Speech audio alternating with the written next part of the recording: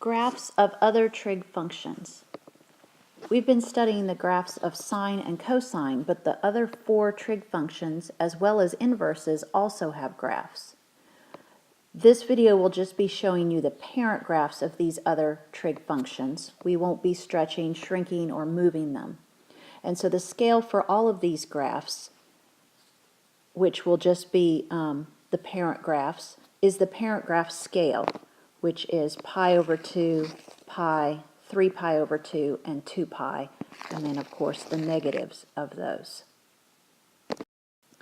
We'll start with y equals cosecant x. Remember that cosecant is the sine flipped over.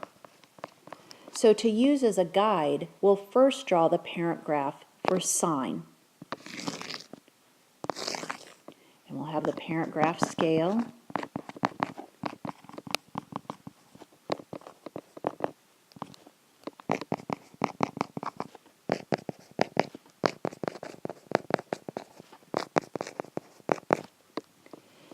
Then, everywhere the graph, let's do the sine graph, sorry.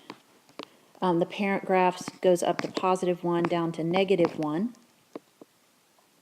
And it starts at 0, 0 if it's sine. But make it dotted when you connect it. This is the sine graph again.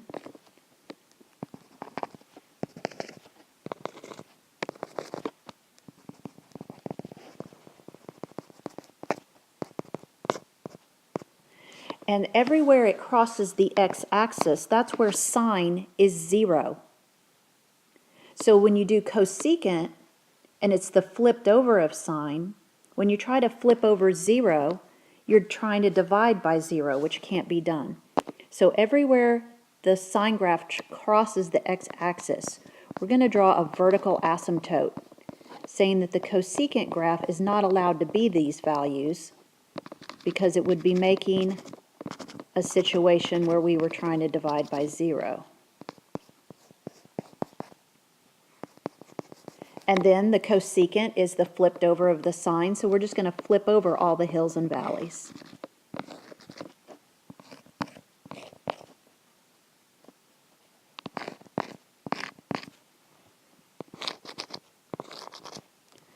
So the only part that's actually the cosecant graph are the solid blue curves I've drawn.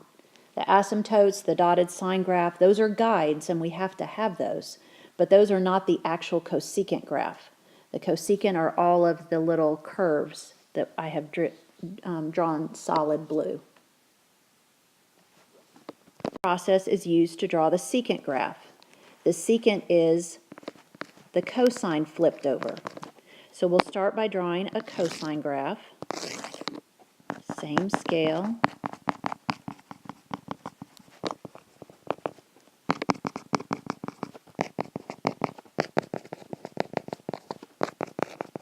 And the parent graph amplitude is 1. Cosine starts at the highest point. And again, we're going to connect it with dotted curves.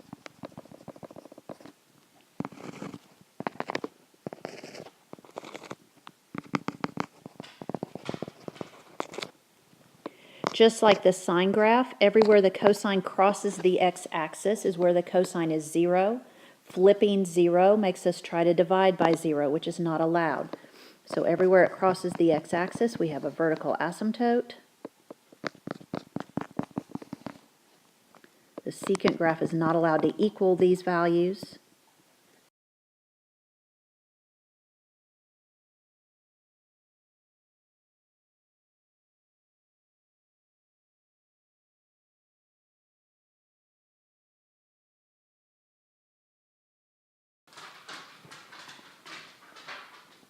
Sorry, I messed something up on that, so I'm going to repeat. When you do an inverse, you switch the x and the y. So we're switching the scale on the x and the y axis. The parent graph scale is going to go onto the y axis now.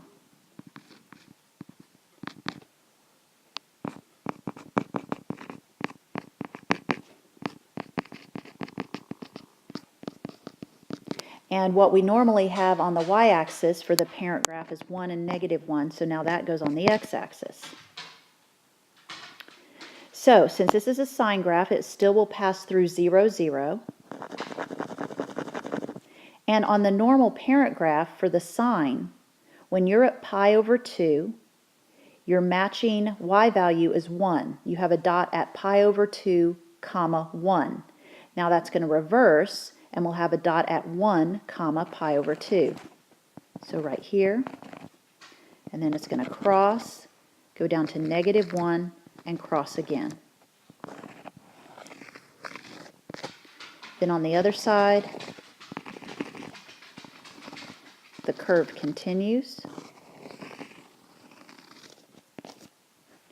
And there's the inverse sine graph.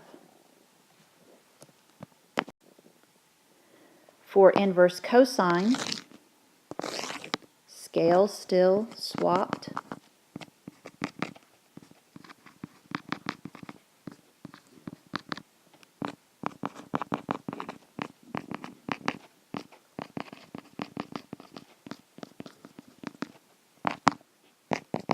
So if you think about the regular parent graph for cosine, the dot you put in the middle is at +1. That's going to happen here also. And then it crosses, goes to -1, crosses, and back.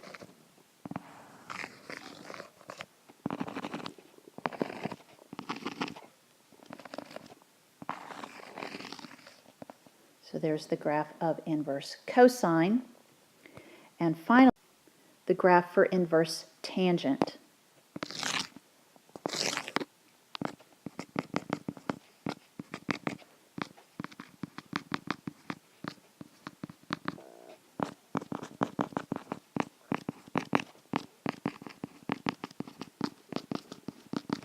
For the normal tangent graph, we had vertical asymptotes at pi over 2 and at 3 pi over 2. These now become horizontal asymptotes at pi over 2 and at 3 pi over 2.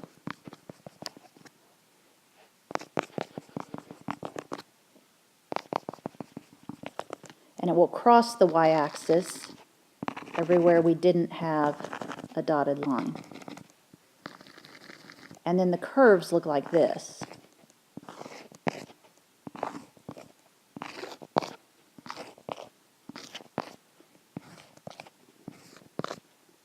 And so there is the inverse tangent graph.